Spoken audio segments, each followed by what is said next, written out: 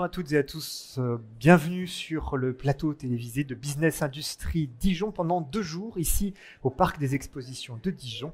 J'accueille les acteurs de l'industrie en Bourgogne-Franche-Comté pour évoquer toutes sortes de sujets liés à l'industrie. Et l'un des sujets qui nous suit tout au long de ce salon, eh bien, c'est les enjeux autour de l'intelligence artificielle.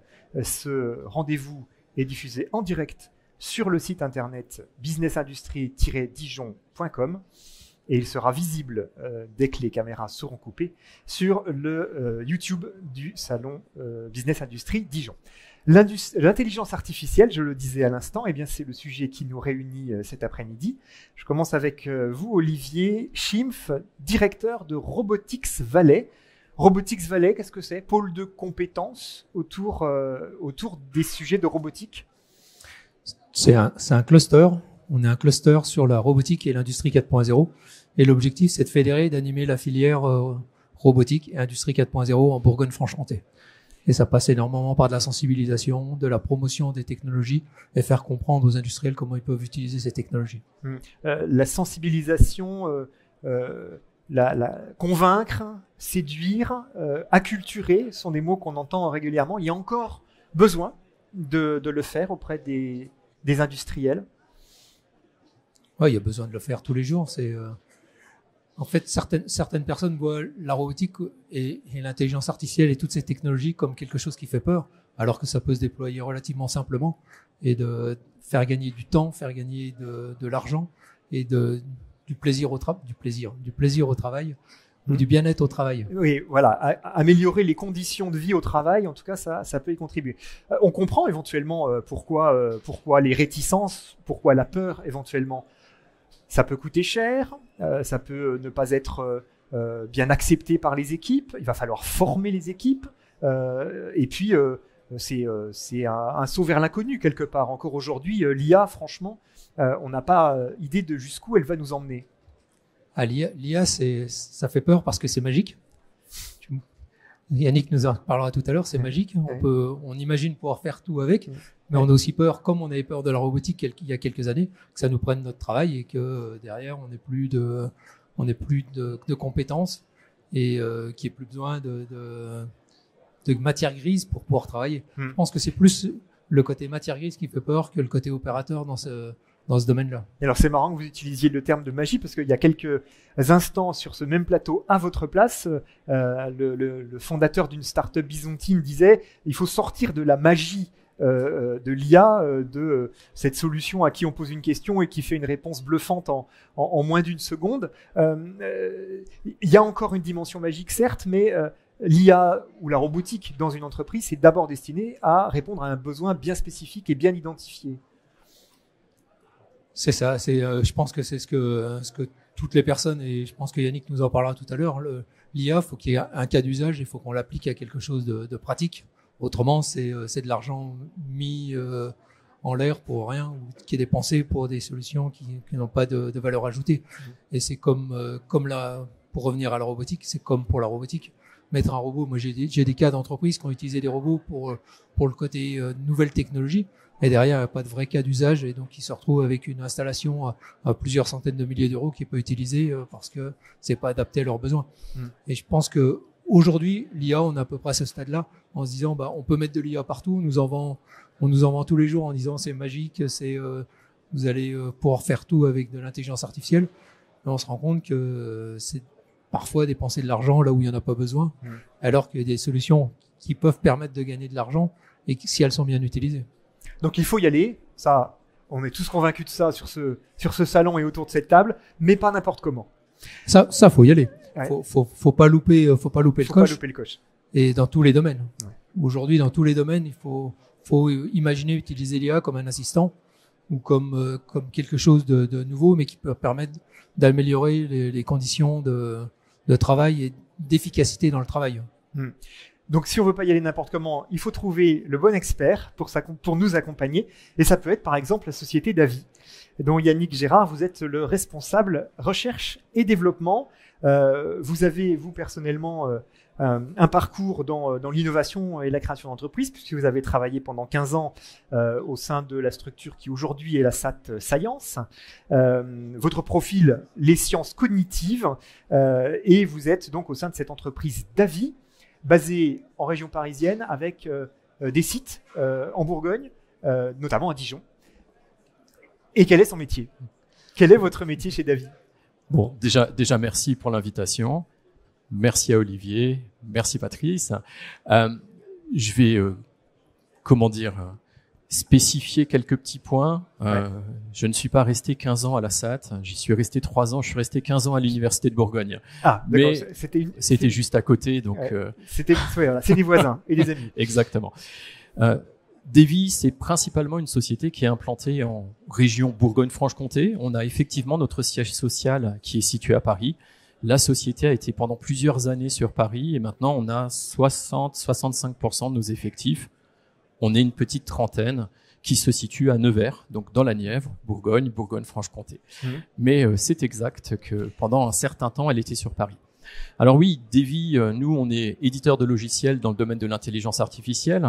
On propose une plateforme d'intelligence artificielle, fatalement, qui s'appelle Rhétorique, et qui permet de faire des humains digitaux qui sont des experts métiers. Alors ça veut tout et rien dire. On vient du chatbot au départ, qui soulevait exactement les mêmes questionnements, où au final, ils vont tous nous remplacer, ça va faire de la destruction d'emplois et au final, ce n'est pas ce qui s'est passé, on le voit, hein, ça s'est bien amélioré. Maintenant, cette histoire de conversationnel, on n'a plus besoin d'experts. ChatGPT a été cité. Mais en tout cas, je vais juste prendre un tout petit exemple qu'on prenait à l'époque quand on vendait des chatbots. Je remonte en 2012, la société existe depuis 2000. Elle a commencé à faire de l'intelligence artificielle à partir de la première décade en 2010-2011. Et là, maintenant, on est dans le bon tempo, il se passe beaucoup de choses. Mais déjà en 2012, beaucoup de choses se produisaient et on nous disait oui, ça va remplacer toutes les personnes, on n'aura plus personne à l'accueil, on n'aura plus rien. Et au final, on va parler à des écrans. On va parler à des écrans, mais ça se passe encore aujourd'hui. On passe, en tout cas pour moi, la plupart de ma vie, je la passe devant un écran, comme certainement beaucoup de personnes. Mais il y a un exemple pour rebondir sur ce que disait Olivier, c'est faisons-nous plaisir au travail. Alors, il faut pas non plus le prendre comme une mantra, c'est pas vrai toujours avec l'IA, etc. Mais parmi les premiers travaux qu'on a fait avec de l'intelligence artificielle, c'est dans le domaine du tourisme, avec des offices de tourisme. Bon, il y en a de moins en moins, c'est pas de la faute de l'IA. Et dans ces offices de tourisme, on emploie des gens qui sont là pour valoriser le patrimoine. Et qu'est-ce qu'on venait leur demander à chaque fois? 70% du temps, la question, c'était où sont les toilettes? Donc, bon, quand on peut automatiser ce genre de choses, c'est pas mal.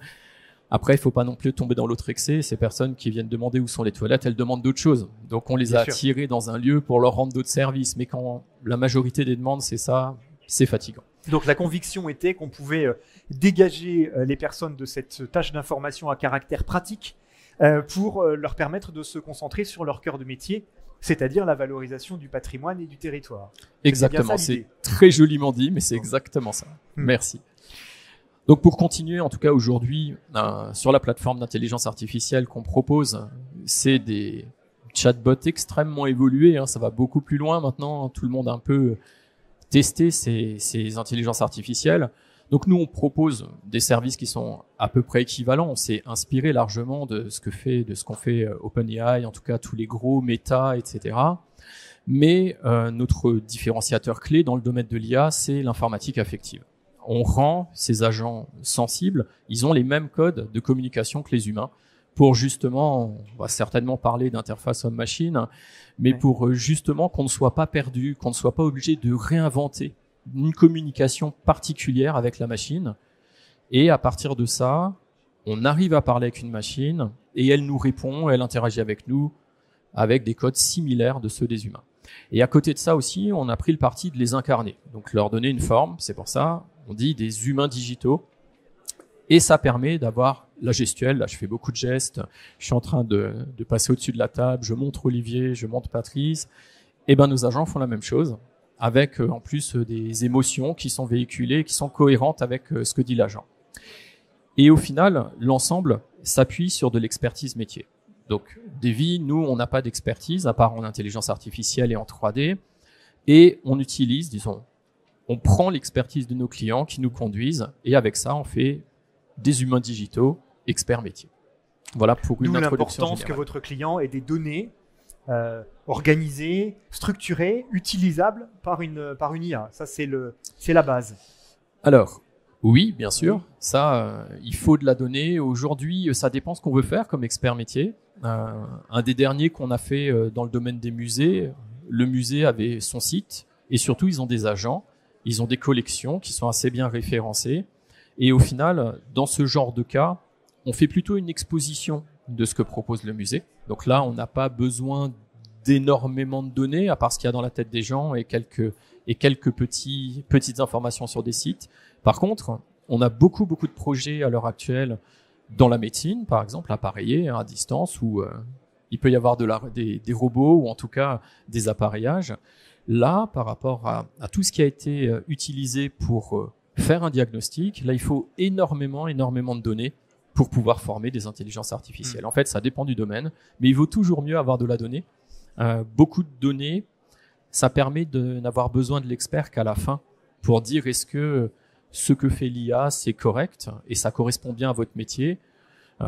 Sinon, l'expert, on en a besoin pendant tout le processus de création et c'est beaucoup plus coûteux pour les entreprises de se dire tiens, je vais faire une expertise, mais j'ai pas beaucoup de données. On peut le faire, mais ça prend beaucoup de temps. Et l'expert est très sollicité. Où en est le développement de cette solution? Donc, ce sont des humains digitaux, c'est des doubles numériques de nous-mêmes, en fait, capables de répondre 24 heures sur 24, ce que nous, on ne sait pas faire.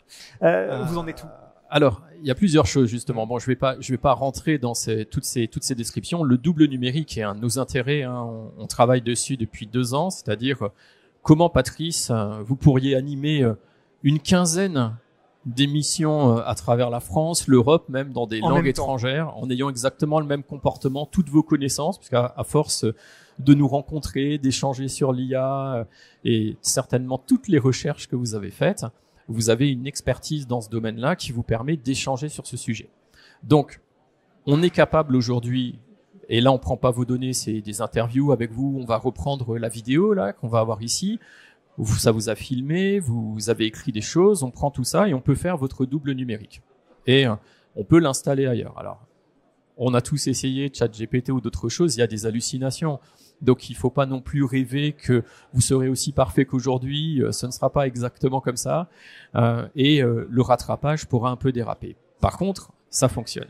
La grosse difficulté, ce qu'on n'a pas encore fait, c'est comment vos 14 doubles, alors que vous êtes en train d'intervenir ici, vont vous passer les connaissances des personnes qui étaient autour de la table pour vous informer vous et comment vous allez informer votre double qui interviendra plus tard de ce que vous avez fait aujourd'hui. Donc c'est un peu ça la difficulté qu'on a. Donc le double numérique, c'est vraiment quelque chose de personnel, mais à côté aujourd'hui, là où on en est, on fait pas mal de choses. On fait différents agents. Là où on vient, je parlais des chatbots, on vient d'un système qui est une sorte d'expert auquel on pose une question, il vous donne une réponse experte. Je vais aller voir Notre-Dame à Dijon, il va vous dire tiens, tu vas faire comme ça. Aujourd'hui, on est capable de faire de la vente, on est capable de faire de l'assistance au diagnostic, on est capable de faire du coaching. On peut vous faire un coach où, en rentrant tout à l'heure, il va vous demander comment s'est passée la journée, etc. Et vous faire exprimer s'il y a des choses qui se sont bien passées, pas bien passées, et qu'est-ce que vous avez envie de mettre en place pour que ça se reproduise ou pas, et vous faire des bilans au fur et à mesure. Vous pourrez aussi vous former sur des nouveaux outils avec un formateur qui va vous apporter du contenu et vous challenger, voir si vous avez bien appris. On peut aussi vous faire des systèmes qui vont apprendre vos produits et vous aider à vendre vos produits après. Et on travaille beaucoup en ce moment sur des formateurs. Donc comment on fait un vrai formateur à 360 degrés, mais surtout dans un mode où, je prends un exemple, vous voulez entraîner quelqu'un au commerce, eh bien vous allez faire un prospect numérique pour que la personne puisse faire comme si elle allait essayer de vendre son produit à ce prospect. Et ensuite, vous avez une analyse qui va vous dire, tiens, il faut vous améliorer dans ce domaine, etc. Donc, on fait des agents qui sont proactifs et qui vont justement vous amener à réfléchir plus loin que juste vous poser des questions, ce qui est déjà pas mal. Oui. Mais on va beaucoup, beaucoup plus loin. Yannick, ce qui est tout à fait saisissant dans ce que nous raconte dans ce que nous raconte Yannick, c'est que il y a l'outil, il y a la techno IA qui est capable d'engranger de la donnée, de la structurer et d'en sortir quelque chose. Ce qui est saisissant là, c'est la manière dont on va travailler avec elle, c'est-à-dire cette interface entre l'homme et la machine. Les choses sont en train de bouger sur ce sujet-là à toute vitesse. Ouais, c'est en train de bouger, mais juste je voulais rebondir sur le chatbot et la formation et tout ce qu'on peut faire avec les intelligences artificielles, c'est que jamais elle s'énerve. Et jamais elle va nous dire t'es nul. Alors elles s'énervent pas, elles se mettent pas en grève et elles dorment pas. Et on peut lui faire répéter 100 fois, elle va toujours regarder son calme et ça. Non, tu es pas d'accord? Si, la plupart. Mais nous, pour justement, la formation et l'éducation, c'est vachement bien. Oui, quand on veut s'entraîner, etc. Mais en fait, justement, ce qu'on a fait dans ce qu'on appelle en informatique affective ou l'intelligence artificielle émotionnelle, on a mis des modèles avec des sortes de potentiomètres et il y a un seuil. Au fur et à mesure, on a une petite case scolaire, il y en a une vingtaine, on peut mettre un seuil assez bas et le robot peut passer en colère. C'est très rare. Généralement, on met des robots cordiaux qui s'énervent pas. Donc, on a des seuils. Quand le robot est énervé, il peut s'énerver. Et après, il y a une courbe qui fait diminuer sa colère, etc. Mais on est capable de le faire aujourd'hui. Et en ce moment, là, on s'amuse bien avec ça, justement, avec les patients numériques, les patients artificiels qu'on a fait. On s'amuse à les agacer un peu en les ayant réglés un peu colériques quand le médecin leur dit des choses qui leur plaisent pas beaucoup. Et donc, on peut. Mais effectivement, dans le domaine du business, ils sont tous cordiaux. Dans la relation entre les humains, il y a effectivement tout ce qui a trait aux émotions, tout ce qui a trait aux ressentis, les non-dits. Aujourd'hui, on est capable, ou en tout cas on s'achemine vers la reproduction des comportements humains dans la relation homme-machine. Alors, nous, on veut pas tendre vers la reproduction, puisque, en fin de compte, Olivier, là, ne me contredira pas, hein, c'est tout le discours qu'il a depuis qu'on est arrivé. On fait des agents qui ont des tâches dédiées. Donc, au final, ils ont un objectif et l'objectif, c'est pas de ramasser les émotions de leur interlocuteur. On essaye de comprendre qu'est-ce qui est utile dans ce jeu émotionnel, dans ces comportements, pour qu'il n'y ait pas de dissonance entre ce qui est en train de demander l'humain à la machine et le retour de la machine par rapport à ce à quoi il ressemble. Pendant très longtemps, il y a peut-être une quinzaine d'années, et puis un peu moins, ça a duré assez longtemps, il y a cette histoire de vallée de l'étrange sur l'apparence. Donc sur l'apparence, quand les personnages ne ressemblaient pas trop à des humains, il y avait une espèce de gêne par rapport à ça, et c'est pour ça il y avait soit des personnages cartoon, soit de l'ultra-réalisme.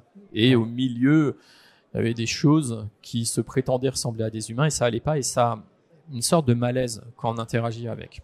De la même manière, quand le comportement complet de l'humain, de l'agent digital est pas cohérent, eh ben ça crée aussi une forme de dissonance. On le voit, par exemple, si je dis je suis très énervé maintenant, c'est pas très crédible. C'est incohérent. On a quelque chose, on dit il y a quelque chose qui va pas. Eh ben faut tout mettre à flot pour justement mettre ça à profit, pour aider l'utilisateur à être dans le bain et pouvoir bien échanger avec son agent digital. Oui, c'est important que la machine capte l'état d'esprit dans lequel on se trouve. C'est important si on fait de la vente, par exemple, ou de l'accueil, effectivement. Alors ça, effectivement. Donc aujourd'hui, beaucoup de choses sont faites. On peut analyser. Il y a des logiciels qui permettent de savoir en temps réel quelles sont les expressions faciales de l'humain avec lequel on est en train de communiquer ou d'autres choses. Hein. C'est dans d'autres domaines, c'est utilisé. Même chose sur le spectre sonore, ce qu'on appelle la prosodie pour la voix. On connaît les émotions qui sont à l'intérieur. On sait aussi analyser la sémantique en fonction des mots. C'est ce qu'il y a de plus facile à faire. Hein. Nous, on se base beaucoup là-dessus parce que quand on réduit, on enlève tous les appareils pour capter le visage. Quand on est sur un téléphone, il est rare que la personne soit très stable ou soit tout le temps. Elle peut parler comme ça, comme ça. Quand on est dans un casque de réalité virtuelle aussi pour capter les émotions faciales, c'est pas pratique. Pareil pour la prosodie, il suffit qu'il y ait un peu de bruit autour, ça va un peu tout casser.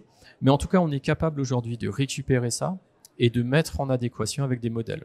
Nous, on a pris le parti plutôt, je parlais de ces potentiomètres qui permettent de régler la colère, mais ça règle aussi la joie, ça règle des émotions positives, hein.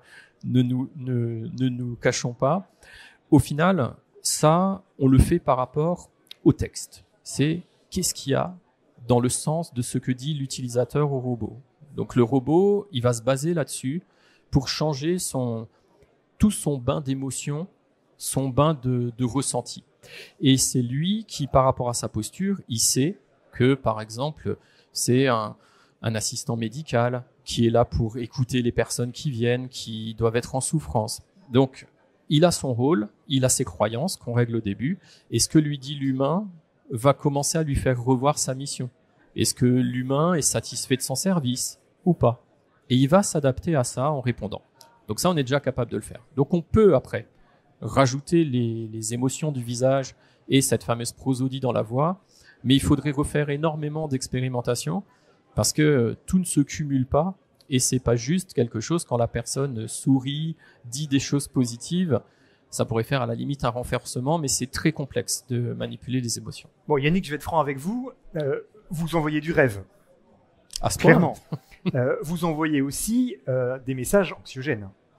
C'est-à-dire qu'on va se retrouver demain avec des tribus de doubles, d'avatars qui se baladent, qui ont notre apparence, et plus que ça, notre sensibilité. D'ailleurs, vous parlez de ces machines comme si elles avaient une personnalité, comme si elles étaient capables de comprendre, d'entendre, d'intégrer les ressentis et les sentiments.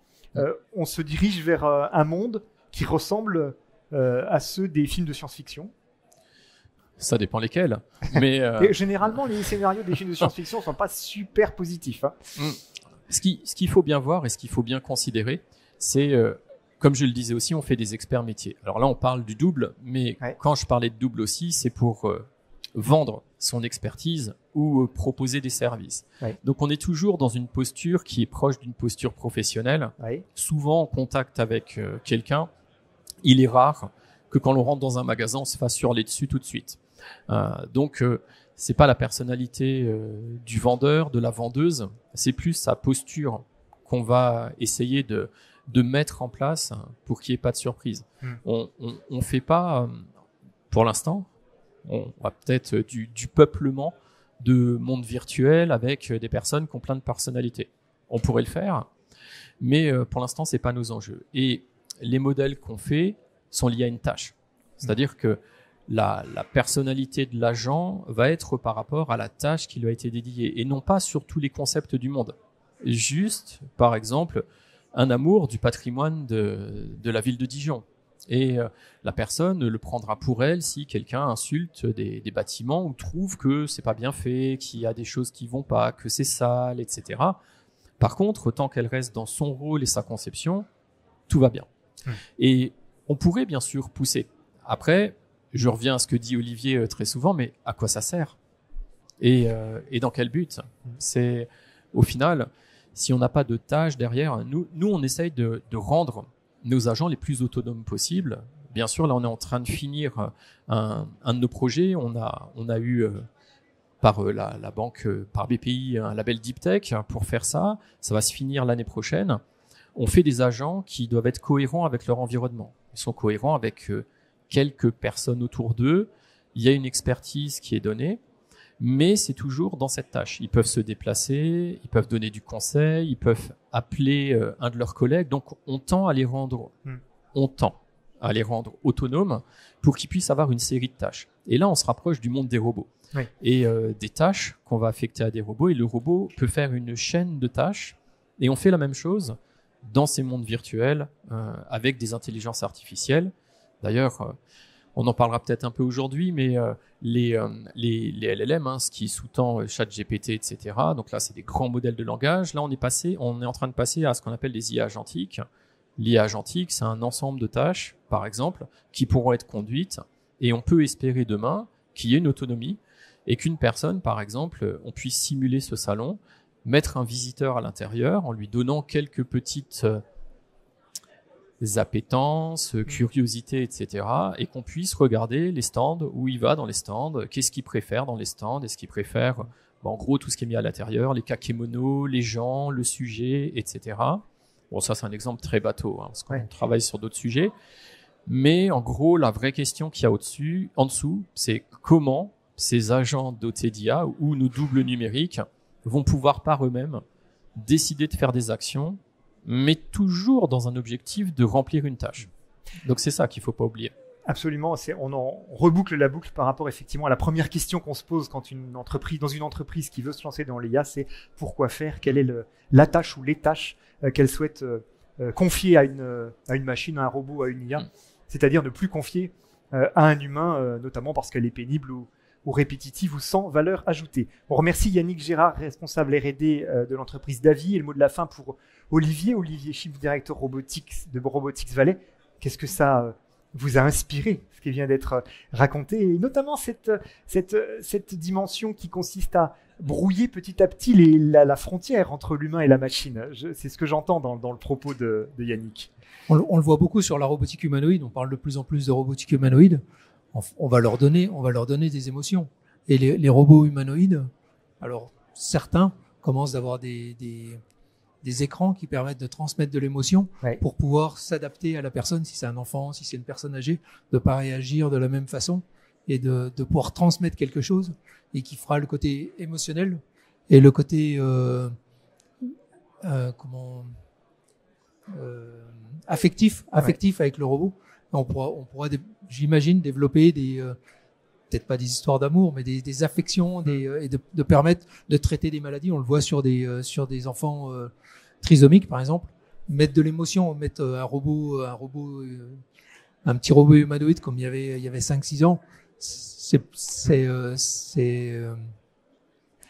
pas assez empathique. Voilà, chercher le mot, pas assez empathique pour un enfant. Alors du coup, avec une interface qui récupérera ses émotions, il y aura beaucoup plus d'empathie entre le robot et l'enfant. On imagine effectivement que le marché est absolument immense. Voilà.